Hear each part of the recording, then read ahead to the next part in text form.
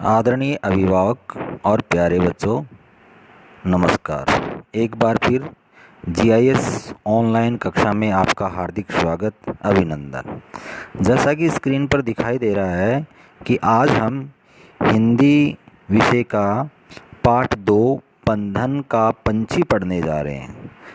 तो देखिए, बंधन का पंछी जो पाठ का नाम है, इसका क्या मतलब है। बंधन का मतलब होता है जो बंधा हुआ हो या कैद में हो। पंछी का मतलब पक्षी, अर्थात जो कैद में पंछी है या पक्षी है उसके बारे में इसमें बताया गया है। अब पंछी कौन है, अब इसमें क्या अर्थ दिया गया है, आज हम देखते हैं। गांव में, गली में, शहरों में और जो सड़क के किनारे जो ढाबे होते हैं, होटल होते हैं, दुकान होते हैं और कारखाने होते हैं, इनमें छोटे छोटे बच्चे हैं वो काम करते हैं।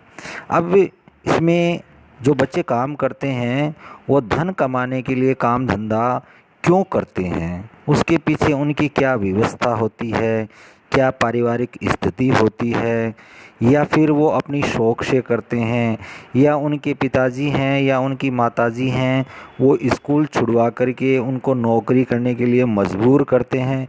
तो ऐसी कौन सी परिस्थितियां, ऐसी कौन सी व्यवस्था होती हैं जिनके कारण उन बच्चों को काम धंधे पर जाना पड़ता है, जो एक कानून की दृष्टि से क्या है, एक अपराध माना गया है। क्योंकि 18 वर्ष की कम आयु के जो भी बच्चे होते हैं वो नाबालिग की श्रेणी में आते हैं। अब नाबालिग से अगर किसी काम धंधे, कारखाने में काम करवाना, बाल श्रम करवाना, वो कानूनी अपराध माना गया है। तो बाल श्रम है वो देश और समाज के लिए बहुत ही क्या है, अहितकर होता है। यानी कि अगर बच्चे ही किसी देश के काम पर जाने लग जाएंगे तो फिर उस देश का भविष्य है वो क्या हो जाएगा, अंधकार में हो जाएगा। अब इस कहानी के अंदर एक करीम नाम का एक बच्चा है जिसकी रुचि पढ़ाई में और खेल में है। वो कभी भी उस फैक्ट्री में काम करने नहीं जाना चाहता जिसमें उसके पिताजी उसको भेजने के लिए क्या करते हैं, उसको प्रतिबद्ध करते हैं, अर्थात उसको विवश करते हैं। वो भूल भी जाता है, एक बार तो देखा गया है कि वो भूल भी जाता है खेलने में कि उसको फैक्ट्री में जाना है। तो आओ ये एक कहानी पढ़ते हैं, बंधन का पंछी, अर्थात कैद का एक ऐसा पक्षी जो करीम के बारे में बताया गया है। तो ध्यान से इस कहानी को पढ़ें, सुनें और इस वीडियो को देखें। इस पाठ को मैंने 2 भागों में विभाजित करके अलग अलग 2 भाग उसके वीडियो के बनाए हैं। तो ये भाग है वो पहला भाग है जिसमें कहानी का आधा भाग आएगा। करीम स्कूल में पढ़ने जाना चाहता था, पर उसके जो पिता थे उसका स्कूल छुड़ाकर बीड़ी बनाने के जो कारखाना लगा हुआ था उसमें लगा देते हैं उसको। कारखाने में काम करने के कारण करीम का जो बचपन है वो छिन जाता है बेचारे का। तो इस करीम के मन की जो व्यथा है वो इस कहानी में पढ़िए, सुनिए और देखिए इस वीडियो के माध्यम से। दिन चढ़ चुका था, लड़का जल्दी जल्दी कदम बढ़ा रहा था। अब तक उसे बीड़ी फैक्ट्री में पहुंच जाना था, लेकिन रास्ते में कुछ दोस्त कंचे खेल रहे थे, अर्थात वो जो कांच की गोलियां होती हैं वो खेल रहे थे। उनमें वह भी शामिल हुआ। ओह, कितना अच्छा था खेल, हर बार वही जीतता था। इस जीत ने खेल में 4 चांद लगा दिए। 4 चांद लगाने का मतलब होता है सुंदरता को बढ़ा देना। अर्थात उस बच्चे ने, जो बच्चा फैक्ट्री में काम करने जा रहा था, वो खेलने में बहुत ही माहिर है, अर्थात वो एक प्रवीण खिलाड़ी है। वो जब भी खेलता है तो जीतता, हर बार जीतता है वो। और यहाँ भी वो रास्ते में देखता है कि एक बहुत सारे बच्चे हैं वो खेल रहे हैं, तो उनके साथ में वो भी खेलने लग जाता है। और उसने क्या किया, उन कंचों को उसने जीत लिया और इस जीत ने खेल में क्या कर दिए, 4 चांद अर्थात उसकी सुंदरता को बढ़ा दिया। इस तरह खेल का मजा लेते हुए वह जा रहा था। करीम की हंसी उमड़ सी पड़ी, अर्थात वो खुश सा हुआ। सभी दोस्त बोंडा बोंडा पकोड़ा पकोड़ा कहकर नायडू को चिढ़ाते थे। एक नायडू नाम का लड़का होता है जो मोटा है, उसकी जो शरीर की जो बनावट है वो क्या है कि मोटी है थोड़ी, तो सब बच्चे उसको क्या कहते हैं, पकोड़ा पकोड़ा, अर्थात पकौड़ी होती है ना पकौड़ी, वो मोटी साइज की जो पकौड़ी उसको पकोड़ा कहते हैं। तो उस समय उसको ऐसा कह कह करके बच्चे उसको चिढ़ाते हैं। वह अपनी मोटी देह को ढोकर लंगड़ी टांग खेलने में हारता हमेशा, क्योंकि मोटा होने की वजह से बेचारे से लंगड़ी टांग है वो खेल नहीं पाता ढंग से, तो वो हमेशा हारता है। हंसते हंसते सिर नीचा करके चलते जाने वाले करीम को मंडी बाजार में थोड़ी दूर जाने पर किसी ने पुकारा, करीम करीम। आवाज़ परिचित थी। परिचित का मतलब होता है जानकार। उसको ऐसा लगा कि किसी ने उसको पीछे से पुकारा है, और वो आवाज़ ही उसको ऐसी लग रही थी जैसे वो कोई परिचित आवाज़, अर्थात जानकार व्यक्ति की ही आवाज़ है। तो घूमकर देखा तो जनार्दन था जो स्कूल जा रहा था। करीम और जनार्दन में गहरी दोस्ती थी, दोस्ती मित्रता। दोनों एक ही दर्जे में पढ़ते थे। दर्जे का मतलब होता है कक्षा, यानी कि जब वो स्कूल में पढ़ता था तो दोनों एक ही कक्षा में पढ़ते थे। स्कूल जा रहे हो? करीम ने उत्सुकता से पूछा, यानी कि जिज्ञासा हुई उसे कि स्कूल जा रहे हो? हाँ रे, जनार्दन ने कहा। इतनी जल्दी? तूफान मेल की तरह निकले हो न? तूफान मेल एक क्या होती है, रेलगाड़ी होती है जिसका नाम है तूफान मेल, अर्थात वो बहुत ही तूफान की तरह जल्दी दौड़ती है। तो उसको भी वो कहते हैं, क्यों रे इतनी जल्दी तूफान मेल की तरह कैसे भागे जा रहे हो? तो वो जो, हाँ, सामी के घर जाकर वहाँ कुछ देर खेल कर वहीं खाना खाकर फिर स्कूल जाता हूँ। ये किसने कहा? जनार्दन ने। क्योंकि वो जनार्दन कहाँ जा रहा है? स्कूल जा रहा है। लेकिन स्कूल जाने से पहले वो क्या करता है? अपने दोस्त सामी के घर जाता है, वहाँ कुछ देर खेलता है, फिर वहाँ खाना भी खाता है, और फिर वो क्या करता है? स्कूल जाता।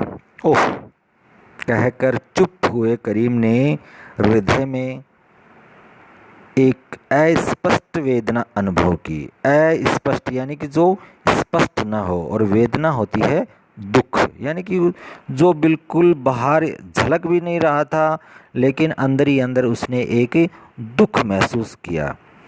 स्कूल बैग लेकर जाने वाले जनार्दन को देखकर करीम को उससे जलन सी हुई, एक ईर्ष्या सी हुई। जनार्दन को देखते ही देखते करीम को अपने स्कूल, वहाँ के दोस्त, वे खेल एक एक करके सब याद हो आए। यानी कि उसको ऐसा लगा जैसे वो मेरे दोस्त थे, वो मेरी स्कूल, वो मेरे खेल, सारा का सारा है ना, वो उसकी स्मृति पटल पर वापस स्मरण हो आया, यानी कि उसको याद हो आया। कि ऐसा लगा जैसे क्या हुआ कि अब वो सारा का सारा उसके सामने एक स्क्रीन सी आ गई, एक सीन सा बन गया।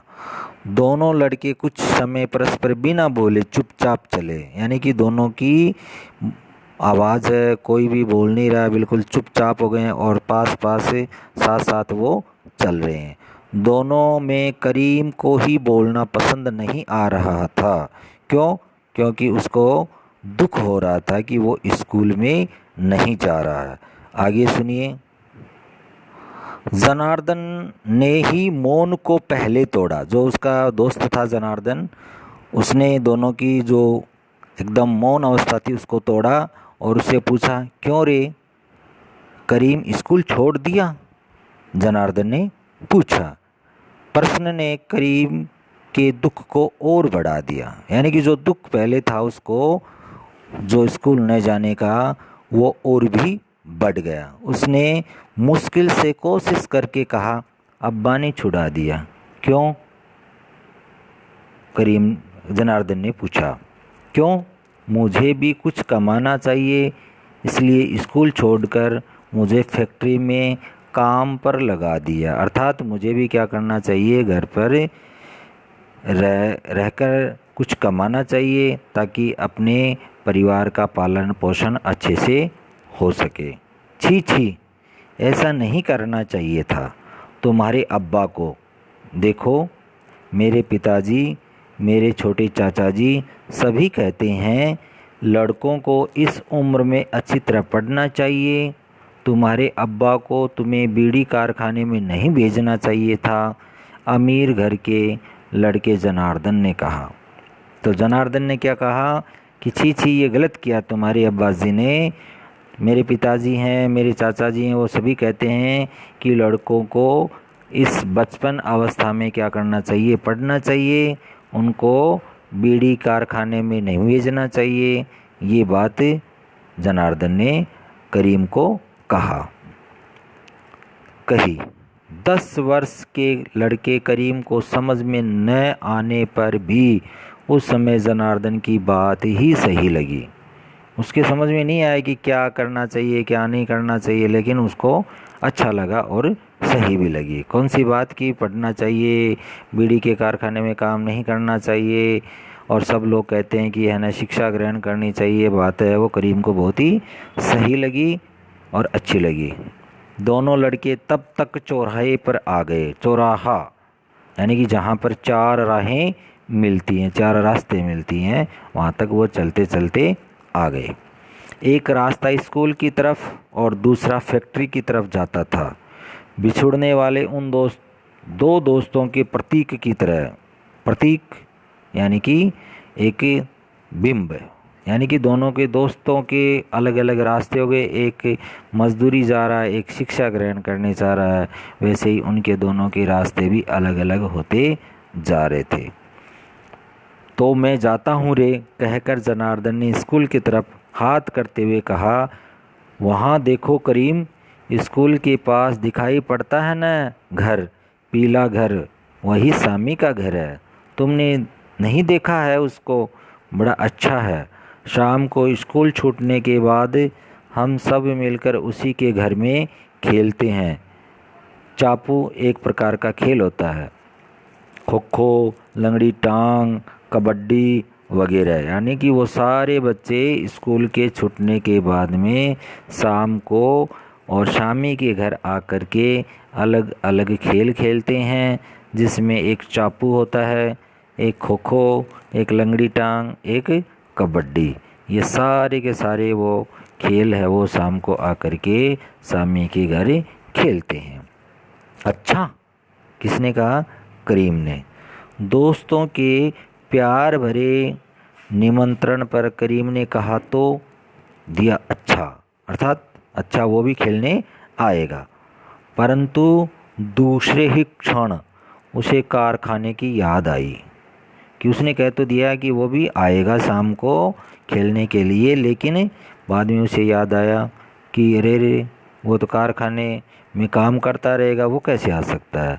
वह सोचने लगा कैसे हो सकता है, उस कारखाने में शाम को भी काम लेते थे, यानी कि काम ओवर टाइम, यानी कि काम के बाद में जितना उनको काम लिया जाता, जितनी घंटे की उनकी ड्यूटी होती थी, जितने घंटे की उनको काम करने की थी, पगार दी जाती, उससे भी ज़्यादा उनको काम करवाया जाता था। कभी कभी 7:30-8 बजे तक भी धुंधले प्रकाश के कमरे में बैठा देते थे। बीड़ी बांधने के लिए पत्ते कतर कर रखने का काम करीम का था।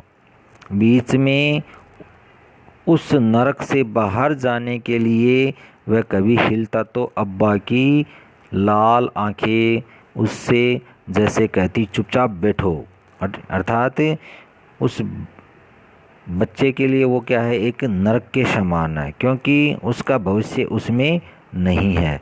लेकिन फिर भी वो अपने अब्बा से, अपने पिता से बहुत डरता है, और वो हिलने के लिए थोड़ी बहुत कोशिश करता है तो उसकी अब्बा की आंखें उसे डरा करके, धमका करके उसको बैठा देती हैं, और वो डर के मारे बेचारा वहीं चुपचाप बैठ जाता है। जनार्दन दूर दूर होता जा रहा था। उस पार दूर उसका स्कूल दिखाई दे रहा था। स्कूल को देखते देखते करीम को लगा जैसे जीवन में उसने कुछ खो दिया है। अर्थात स्कूल को देखते देखते ऐसे लगा जैसे उसका जीवन ही क्या हो गया, ख़त्म हो गया, उसका बचपन ख़त्म हो गया, उसकी ज़िंदगी ख़त्म हो गई है। इस प्रकार से उसको अनुभव हुआ। एक लंबी सांस छोड़कर वह अपने कारखाने की ओर चला। ऊपर ऊपर चढ़ते सूरज को देखकर उसे डर लगने लगा। देर से जाने पर अब्बा से मार जरूर खानी पड़ेगी, इसलिए वह डरा। कमबख्त, कंचे खेलने नहीं जाना चाहिए था। फैक्ट्री की ओर कदम बढ़ाने लगा। अब उसको ये लगा कि अरे रे ये क्या हो गया, मैं तो पहले तो कंचे खेलने लग गया और कंचे खेलने में इतना भूल भी गया मैं तो कि मुझे देर हो गई है कंपनी में जाने के लिए, फैक्ट्री में जाने के लिए, और सूरज भी देखो कितना चढ़ा है। अर्थात मैं क्या हो गया, लेट हो गया हूँ। और अगर मुझे अब देर से पहुँचूँगा फैक्ट्री में तो मुझे तो अब क्या होगी, अपने अब्बा की मार है वो खानी ज़रूर पड़ेगी। अर्थात उसको अब ज़रूर मार पड़ेगी। और इस वजह से बेचारा वो बहुत ही ज़्यादा डर गया और वो जल्दी जल्दी फैक्ट्री की ओर कदम बढ़ाने लगा। 10 मिनट में करीम फैक्ट्री के सामने पहुंच गया। लड़के गुल्ली डंडा खेल रहे थे।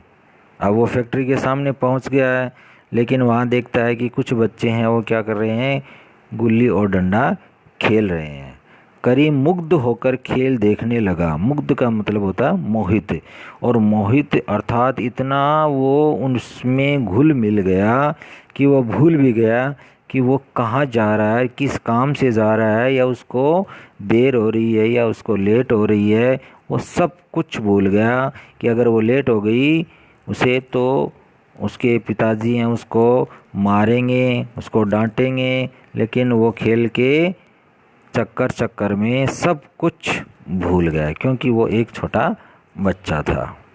वो एक वयस्क की तरह नहीं सोच सकता था। एक वयस्क व्यक्ति की जो थिंकिंग होती है, जो सोच होती है, वो एक बहुत बड़ी होती है। लेकिन बच्चों की सोच इतनी होती है कि वो खेल के लिए खाने तक को भूल जाते हैं। तो वो यहाँ काम पर उसके लिए क्या मायने रखते हैं जाना। तो गुल्ली के लिए वह चाहे खाना भी छोड़ देता था। अर्थात गुल्ली डंडे खेल के लिए इतना वो पागलपन था उसमें कि वो अपना खाना तक भी उसे क्या कर देता, उसको छोड़ सकता था। इतना मन था उसका उस खेल में। कुछ समय पहले वह सोच रहा था कि बीड़ी की फैक्ट्री की सीढ़ियाँ चढ़कर जाना होगा, पर बच्चों को गुल्ली डंडा खेलते देख वह इस बात को अब मानो भूल सा गया। अर्थात उसको ये भी याद नहीं है कि थोड़ी देर पहले जो ये सोच रहा था कि अब्बा मुझे मारेंगे, जल्दी से मुझे सीढ़ी चढ़ कर के अंदर जाना है, काम पर लगना है, दिन इतना हो गया, चढ़ गया है और मैं लेट हो गया हूँ कंपनी में जाने के लिए, फैक्ट्री में जाने के लिए। वो सारा सब कुछ भूल गया। किसके चक्कर में? गुल्ली डंडे के खेल के चक्कर में। 1 2 3 रेडी, झुककर खड़ा, डंडा हाथ में लिए गुल्ली को देखता लड़का तिम्मा रेडी जोर से बोला। यहाँ एक लड़का है तिम्मा रेडी, वो क्या कर रहा है, गुल्ली और डंडा उसके हाथ में है और वो अब मारने की कोशिश कर रहा है। गुल्ली को पकड़ने के लिए तैयार दूर खड़े विद्यार्थी जो थे, विरोधी जो उसके विपक्ष के थे, वो लड़के बोले रेडी। अर्थात अब ये खेल शुरू होने जा रहा है। लेकिन इस खेल को हम अगले जो भाग नंबर 2 वीडियो में शुरू करेंगे। आज के लिए इतना ही काफ़ी। जय हिंद, जय भारत। और प्यारे बच्चों, इसमें अंत में मैंने कुछ प्रश्न दिए हैं, लघु उत्तरीय प्रश्न, मौखिक प्रश्न और अपने जो और बाकी के जो प्रश्न होते हैं बहुविकल्प प्रश्न, अर्थात मल्टीपल चॉइस वाले, वो आपको क्या करने हैं, अपनी बुक में भरने हैं। यानी कि मौखिक प्रश्न और बहुविकल्पीय प्रश्न यानी कि मल्टीपल चॉइस क्वेश्चन ये दोनों तो आपको अपनी बुक में फिल करना है और साथ में शब्दार्थ और लघुत्तरीय प्रश्न उत्तर ये आपको अपनी फेयर नोटबुक में करने हैं। तो आज के लिए इतना ही काफ़ी। फिर मिलते हैं अगले भाग में। जय हिंद, जय भारत।